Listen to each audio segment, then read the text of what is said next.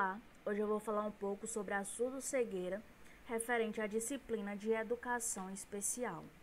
Um mundo sem ouvir e sem enxergar. Ser surdo-cego não significa necessariamente ser totalmente cego ou surdo, mas se ambos os sentidos são reduzidos o suficiente, isso causa dificuldades significativas na vida da pessoa. Apesar de avanços tecnológicos e das mídias, a surdo-cegueira ainda é uma deficiência pouco conhecida em suas necessidades comunicacionais.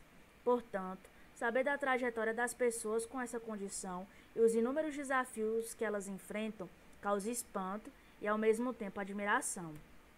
Agora vamos ver aqui um pouco da definição. A surdo-cegueira, também chamada de perda sensorial dupla ou comprometimento multissensorial, é o conjunto simultâneo de perda ou comprometimento auditivo e visual. Isso afeta significativamente a comunicação, a socialização, a mobilidade e a vida diária dos indivíduos com essa condição.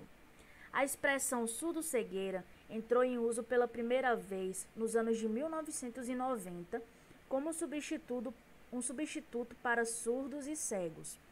Embora possa parecer que a surdo-cegueira e a deficiência visual ou auditiva compartilhem muitas das mesmas características, existem diferenças profundas entre elas. Um exemplo, e provavelmente o mais importante em relação ao contexto da educação, é que, sendo um indivíduo com deficiência multissensorial, a privação dos usos dos seus sentidos espaciais fará com que ele processe informações de maneiras diferentes do aluno cego ou surdo. Portanto, as estratégias para obter resultados também são diferenciadas. O aluno surdo-cego precisa de apoio especializado para entender suas necessidades educacionais, além daquelas que seriam fornecidas a estudantes com perda visual e auditiva. Com esse apoio, o aluno pode se beneficiar de programas escolares e comunitários integrados. Causas da surdo-cegueira. A surdo-cegueira pode apresentar variadas causas que podem acontecer antes do nascimento, chamadas de pré-natais, no momento do nascimento, conhecida como perinatais, ou após o nascimento, chamadas pós-natais. Elas podem ser classificadas em cegueira congênita e surdez adquirida, ou seja, a cegueira, a pessoa já nasceu com ela e a surdez foi adquirida ao longo da sua vida. Surdez congênita e cegueira adquirida, a pessoa já nasce com a surdez e adquire a cegueira ao longo da sua vida. Cegueira e surdez congênita, ou seja, já nasce com ambas. Cegueira e surdez adquirida, adquirem ao longo da sua vida. Baixa visão com surdez congênita, ou seja, a pessoa tem a baixa visão e já nasce surda. E baixa visão com surdez adquirida, a pessoa tem baixa visão e adquire a surdez ao longo da sua vida. Classificação. A surdo-cegueira, sob o contexto educacional, é classificada como surdo-cegueira congênita. É a condição daquele indivíduo que nasce surdo ou cego ou adquire a surdo-cegueira em tenra idade. Em tenra idade quer dizer com poucos anos de vida, antes da aquisição de uma língua. A surdo-cegueira congênita ocorre quando a pessoa nasce com a deficiência visual e auditiva. Dependendo do nível de perda auditiva ou visual e de outros fatores, como outras deficiências, pode afetar bastante as habilidades de comunicação e os cuidados básicos. Embora seja desconhecida a causa da maioria das deficiências de origem congênitas, sabe-se que existem determinados fatores genéticos e ambientais que aumentem o risco da surdo-cegueira. Já a surdo-cegueira adquirida é a condição daquela pessoa que ficou surdo-cega após a aquisição de uma língua, seja ela oral ou sinalizada. Uma pessoa com surdo-cegueira adquirida pode nascer sem problemas de audição ou visão e depois pode ter perda parcial ou total dos dois sentidos.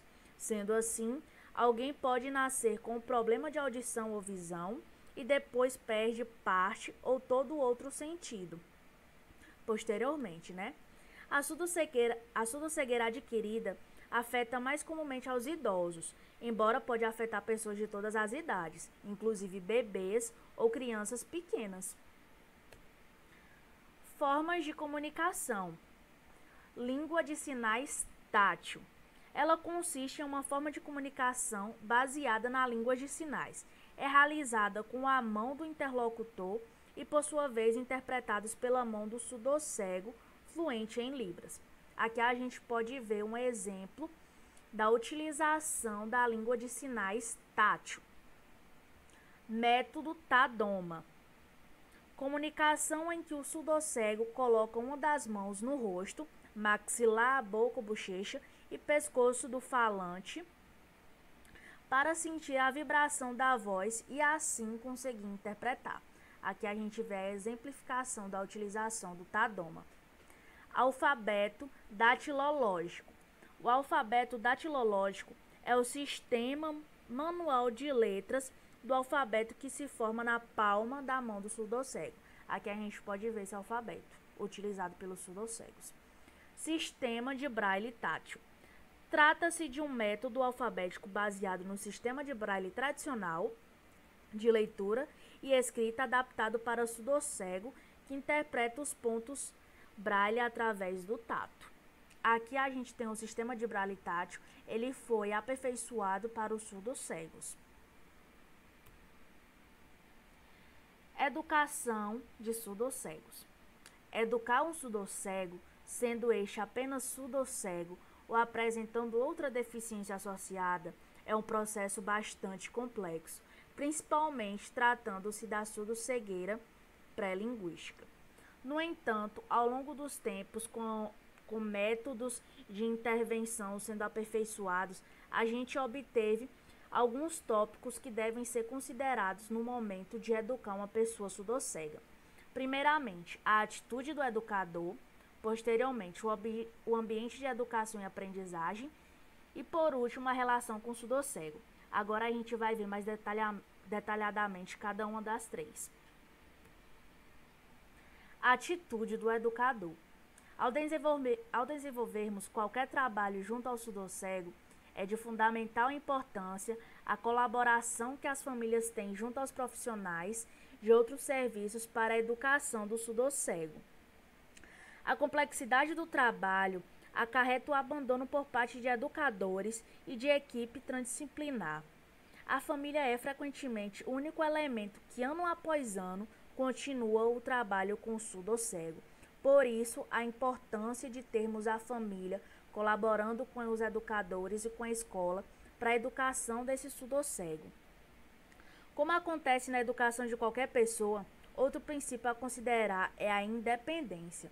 O educador e a família devem procurar ajudar o surdocego a funcionar o mais independente possível nos ambientes em que se encontra inserido. Para a surdocegueira pré-linguística, contribuir para a independência pode significar ter muita energia, criatividade, tolerância da nossa parte, pois pode ser mais fácil fazer a tarefa pelo surdocego do que ensiná-lo a fazer. Para a surdocegueira pós-linguística, independência pode significar o uso de algum equipamento especial e, com certeza, a aprendizagem de modelos de comunicação alternativos. Ambiente de educação e aprendizagem. É indispensável para qualquer surdocego criarmos um ambiente de aprendizagem que constitua uma verdadeira experiência de aprendizagem. Devemos organizar um ambiente em que o surdocego possa estar ativo, promovendo ele próprio a aprendizagem, ou seja, um ambiente que convide à resposta. Devemos envolver o surdocego numa aprendizagem ativa, possibilitando de algum modo ter controle sobre seu ambiente e motivação para incitar respostas que controlem acontecimentos. É fundamental considerar a abordagem multissensorial, principalmente quando a surdocegueira apresenta problemas de desenvolvimento e problemas sensoriais. As experiências táteis, como a gente pode ver aqui na imagem, são indispensáveis. É a forma de se adquirir informação acerca do mundo, principalmente se o indivíduo for totalmente cego. Ele vai sentir as coisas que estão ao seu redor através do toque. Os canais auditivos também são importantes, pois ajudam o indivíduo a funcionar nos ambientes. Adicionalmente, os sentidos do olfato, do gosto e do movimento também ajudarão a compreender melhor o mundo que os rodeia. Para uma pessoa surdocega, é muito importante que ela utilize os outros sentidos que ela possui. Isso vai facilitar a forma como ela enxerga o mundo e também a forma como ela pode aprender. Cada um dos sentidos ele deve ser incorporado numa intervenção integrada, de modo a encorajar o surdocego a explorar o mundo à sua volta. É essencial ensinarmos habilidades funcionais ao surdocego. Quanto mais funcional for o ensino, maior é a possibilidade de êxito, pois melhor compreende o seu significado. Relações com o surdocego. As experiências e atividades devem centrar-se nos interesses dos surdocegos. Com surdocegos pré-linguísticos, este deve conhecer suas preferências e os interesses em determinados objetos e atividades, usando sua observação para isso e usando este conhecimento como ponto de partida para a seleção de atividades. Por outro lado, o surdocego pós-linguístico, que é em grande parte mais suscetível à mudança, seus interesses também devem ser respeitados, principalmente aqueles que visem a integração social, sua comunicação e seu crescimento pessoal e individual. Aqui a gente pode ver 3 pontos ideais para a gente conseguir ter uma educação que traga bons frutos para os surdocegos. Vamos ver agora tecnologias assistivas para os surdocegos. O dispositivo chamado display braille foi uma solução encontrada para o acesso ao computador por pessoas com surdo-cegueira. O aparelho é um recurso essencial para que as pessoas com surdo-cegueira possam acessar o computador e outros aparelhos como celulares. Em geral, os displays braille contam com diversos botões para controlar diretamente a navegação e, em muitos casos, executar comandos do leitor da tela do sistema operacional. Aqui a gente pode ver a imagem do display braille. Ele é pouco utilizado no Brasil por conta do seu alto custo. Ele é mais utilizado em outros países, como nos Estados Unidos. Sistema Loops. É um sistema de rádio que amplifica o som para as pessoas com perdas no sentido da audição. Ele pode ser instalado em salas de aula e utilizado por diversas pessoas ao mesmo tempo, desde que todas estejam ao alcance do sistema.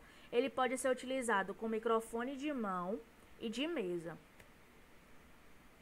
O PECMAT pode ser chamado de um computador portátil voltado ao deficiente visual, sendo uma tecnologia de aparelho de mão que possibilita enviar e receber e-mails, ler livros, criar e partilhar documentos. Aqui a gente pode ver um exemplo do PECMAT. Outra importante tecnologia utilizada para facilitar a vida dos surdocegos é o SoftJaws. É um leitor de tela usado em todo o mundo, facilitando o acesso a aplicativos de internet. Ele funciona como um leitor que emite o som do que está na tela do computador, o que pode ser feito em vários idiomas e com uma voz de qualidade. Mais uma tecnologia muito importante é o CCTV. Ele é utilizado para ampliar as imagens para a televisão. Alguns modelos eles conseguem transferi-las para um monitor, facilitando para que os deficientes visuais consigam visualizar materiais escritos à mão, fotos e livros, aumentando em até 70 vezes o tamanho do material. Outra tecnologia bastante utilizada é o sistema MUM. Ele é um método de leitura em relevo baseado no alfabeto padrão. Aqui a gente pode ver esse alfabeto MUM. Ele usa 14 símbolos em ângulos diferentes para facilitar a leitura pelo tato. O kit para o sistema MUM é utilizado para formar palavras ou frases de até 3 linhas. Possui 144 peças com os caracteres MUM em relevo.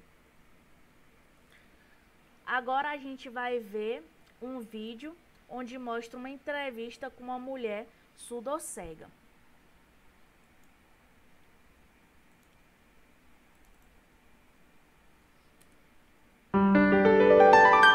As pontas dos dedos leem textos. As mãos entendem aquilo que os outros escutam. A vida de Juliana é singular. Para ela, o silêncio é absoluto. assim como a escuridão. Tudo começou com uma complicação cirúrgica. Aos 7 anos, veio a cegueira. Aos 13, a perda da audição. As cores e os sons que estavam sempre presentes agora estão vivos apenas na memória. Juliana passou da condição de normalidade para a surdo-cegueira total. Mas nem por isso a felicidade deixou de ser rotina. A Juliana é uma pessoa alegre, gosta de passear, tudo.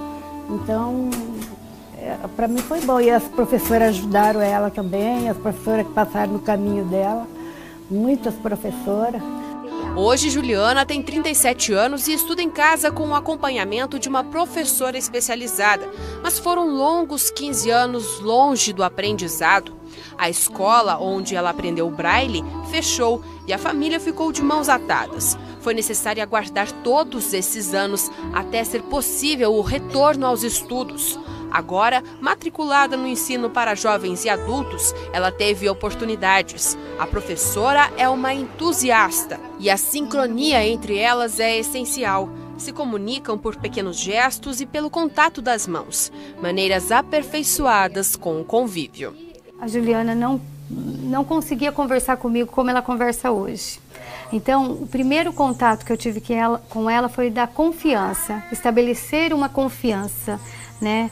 Eu com ela comigo. Depois disso, ela foi se desenvolvendo, ela foi melhorando na sua aprendizagem, né? Então foi, posso dizer, maravilhoso mesmo. Para a família da Juliana se comunicar com ela, eles encontraram várias formas e uma delas é o Todoma. Por isso que ela está com a mão no meu queixo agora. Ela está percebendo a dicção das palavras que eu estou falando e assim ela compreende as coisas. Juliana, você está entendendo que eu estou falando de você?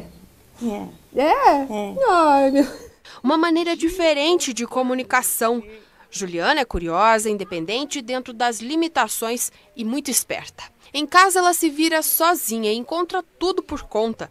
E desenha casa, céu e praia. E é conhecer o mar o maior sonho de Juliana. Todos os dias da vida dela, grandes vitórias esmagam as dificuldades. O desenvolvimento é visível.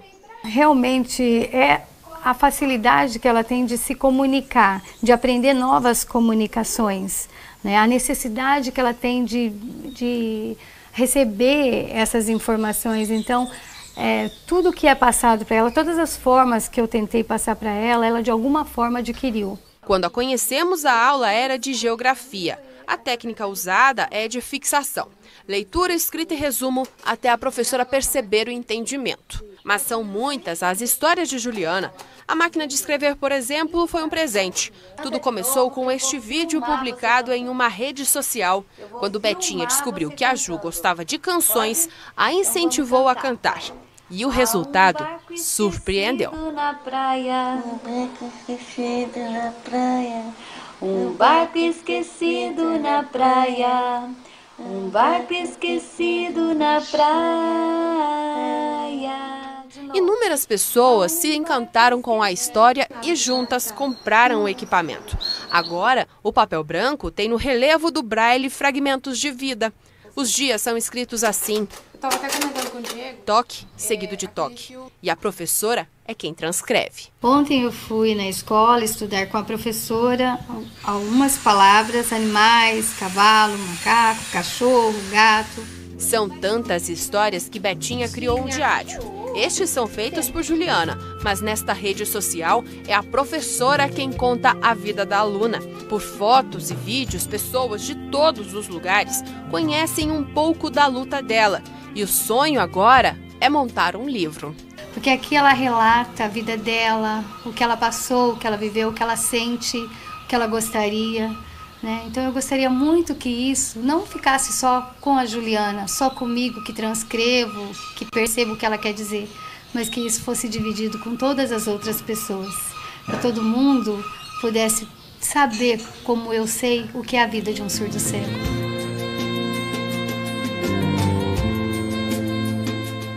O destino colocou professora e aluna em um mesmo caminho. Cada dificuldade vencida é comemorada e o aprendizado não fica apenas para Juliana. Eu mostro o mundo para ela, Eu tento passar o que é a vida para ela através do tato, através da nossa forma de comunicação, e com isso ela vai abrindo muitos caminhos para mim, vai mostrando que o paraíso é mais belo do que a gente imagina. Um barco esquecido na praia, um barco esquecido na praia, um barco esquecido na praia.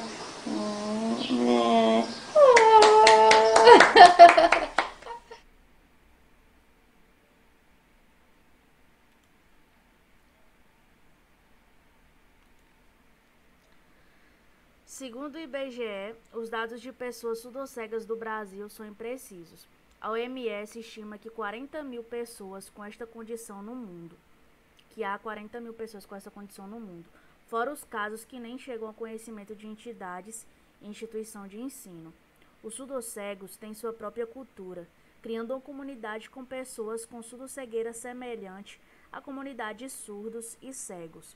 Cada comunidade é composta por um grupo de indivíduos que passaram por experiências semelhantes. Apesar da grande diversidade de forma de comunicação, alguns indivíduos surdocegos veem sua condição como parte de sua identidade. No Brasil, há várias instituições que promovem a inclusão social de pessoas com surdoscegueira, entre elas a Associação Brasileira de Pais e Amigos dos Surdocegos e Múltiplos Deficientes Sensoriais, a Abraspacem, Associação Brasileira de Surdoscegueira, Abrasc, a Associação Educacional para Múltipla Deficiência. E assim eu encerro esse trabalho referente ao conteúdo de surdoscegueira. Obrigada.